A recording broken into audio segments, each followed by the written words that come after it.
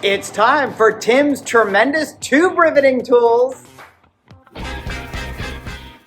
Hey, I'm James, and I'm here at the University of North Texas, and this video is primarily for my intermediate metalsmithing students here as they go into their first experience working on a machining lathe. So a really wonderful project is based on tools that a friend and fellow metalsmith Tim Lazure designed and produces and allowed us to basically kind of copy his designs, where it's a four-step machine steel tube riveting tool set. So here's an example of one that he didn't make that is reproducing the angles and designs of his four different steps. And what's really wonderful about this is that if you go incrementally as you're tube riveting from one tool to the next, you almost every time produce just really beautiful, flawless tube rivets. So it's a really wonderful tool to have, and it's a nice basic introduction to machining. So I hope you enjoy this process. If you're not familiar with tube riveting, it is basically a process of putting a tube into at least two pieces of metal in order to join them together with a cold operation as opposed to using heat. And it functions sort of like a grommet. As the tube is flared out, it captures the metal together by that flange that is flared out over the surface of either side. And if you're not familiar with machining, it is a subtractive process where material is placed into the chuck, B on this illustration, and then a tool is put in the tool post holder and is carved away while the stock is rotating. So it's sort of the opposite of a drill press where the cutting tool is rotating. In this case, the material being cut is rotating. And it's very important to learn all of the parts of the lathe so that, particularly for my students, you can communicate any issues that you might be having while you're working with the equipment. Now, this particular Grizzly lathe that we're working on is a lighter duty model, but it'll be perfectly fine for the amount of work that needs to get done. I often think of machining lathes sort of like a rotating Etch-a-Sketch, if you remember that childhood toy, where if you think of the X and Y axis, that looking straight down on the lathe is how you're moving the tool along either an X or a Y axis to carve into the rotating material. To turn on this particular model, it has a main power switch for forward and reverse and an emergency shutoff. Make sure that the emergency shutoff is not engaged, which will prevent the headstock from turning. And then select your direction and then the RPM that you will be needing to machine. Since machining is an entire profession and can get tremendously complex, it's important to sort of simplify and focus on what knowledge is necessary to accomplish the job at hand. Here are some examples of two basic lathe tools, the one in front having a carbide insert soldered into the tool and the other tool being ground down for basic cutting operations. When I was in night school and getting my machinist certification, I spent many hours learning about all of the different tool grinds and ways that you want to set up your tools to do particular operations. The important thing here is just to realize where the top cutting surface is and that it is ground to have a relief so that as you're carving off material, there is a place for the carved off material to go and for the tool to not be rubbing against the material that you are cutting. So an essential part to correct machining is to properly set up your tool in the tool post holder, and the top cutting surface of the tool needs to be in line with the center of rotation of the stock of material. The simplest way for a beginner to check that is to place the tool in the tool post holder, close the three jaws of the chuck, and bring the tool up to the chuck with everything turned off and see how far off of the center it is. Here you can see the top surface of the cutting tool is a bit below center. So what will be necessary is for some small shim stock pieces of metal to be inserted into the tool post holder before tightening down and securing the cutting tool in the holder. Here you can see the tool post holder. Any debris has been cleaned off. Here are shim stock pieces that will hopefully raise the tool to the correct height, placed in line beneath the three screws that will tighten down the tool. So you can hand tighten those down and then use the appropriately sized Allen wrench to further tighten down those bolts to secure your tool in the tool post holder. Here you can see the tool up against the chuck with the jaws closed, and so you can see that top cutting surface of the lathe tool lining up exactly with the center of the chuck. So this is the proper positioning for the tool, and you are ready to begin work. Use the chuck key to tighten your material into the chuck and make sure that it's not extending any further than absolutely necessary to complete your work. First operation is typically to face off the stock of material that you just inserted in the lathe, since usually it was just used a hacksaw to get to the appropriate size. So then you slowly bring the tool up to the front surface of the stock and bring it from the center out to the edge and back and forth. There is no need to go beyond the center point because while it's rotating, you're cutting both sides of the material.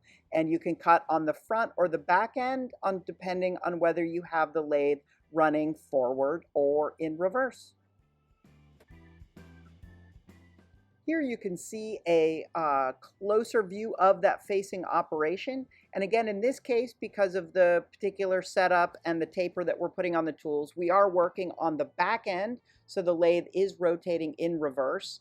And you can see the tool coming across from the outside up to the center of rotation and back. And it's important to not take off too much material at once.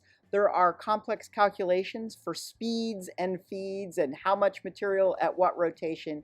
But typically with making one-of-a-kinds, you can adjust based on the feel of how the material is cutting with the particular cutting tool. But rigidity is critical, that your material and your tool is held very rigidly in either the chuck or the tool post holder. Here you can see a close-up of the blank of material that has been roughly faced.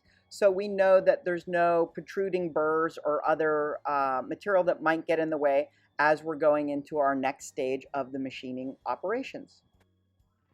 Here you can see a laser cut acrylic guide that I made to check the tools as they're completed, where they progress from 15 degrees to 60 degrees to 120 degrees to a 1.5-inch radius polished finishing tool. So obviously the first three will be machined by hand, and then the final one can just be hand finished for that radius. So for this video, I'm just going to show machining the second tool, the 60-degree tool, and we are machining on the back side of the stock, so the lathe is running in reverse. It's just easier to hold the tool in the tool post holder for this particular setup. And you want to feed the tool into the material slowly, just removing little material by little material, not being too aggressive. And what you're not seeing on camera is I'm working in conjunction with that sort of etch-a-sketch idea of rotating the different hand wheels to move the tool into the material to eventually cut to the center, resulting in that 60-degree tool. One way to get comfortable with a lathe is to start with just a wooden dowel, just until you get the feel for the different hand wheels, moving the tool post appropriately, not being too aggressive with your cutting. And this can be just a nice, easy, gentle way of getting comfortable with your lathe. Obviously, this is not a wood turning lathe, so we'll clean up all of the material once we're done.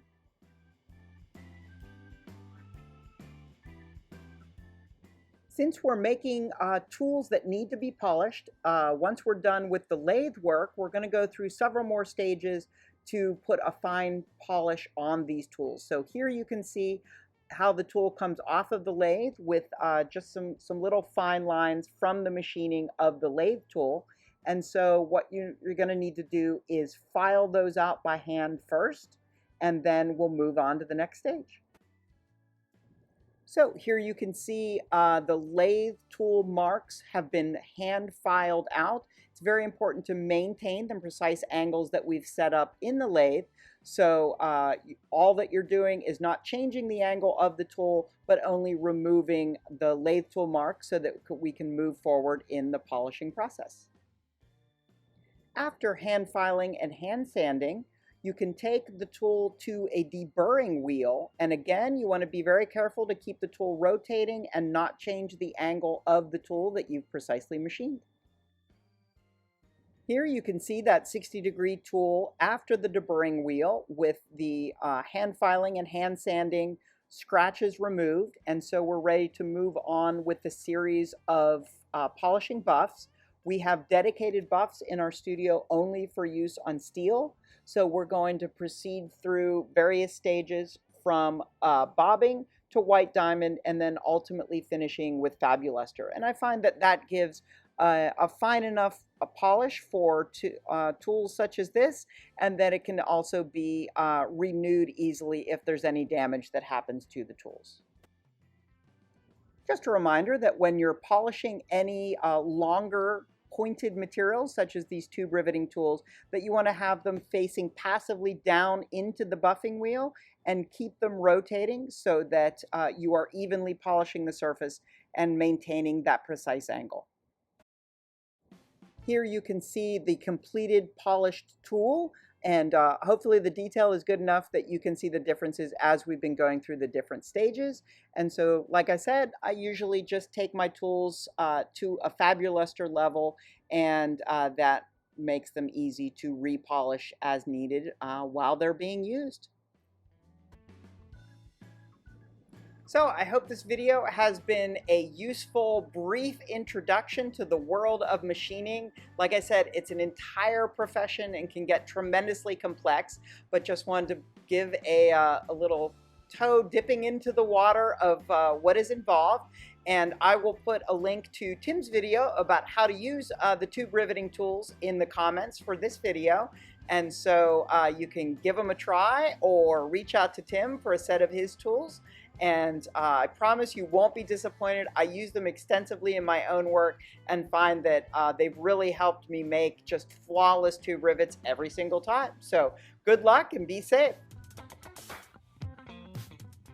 If you enjoyed this video, please be sure to hit that subscribe button so that you can hear from me when I post future videos. Thanks for stopping by.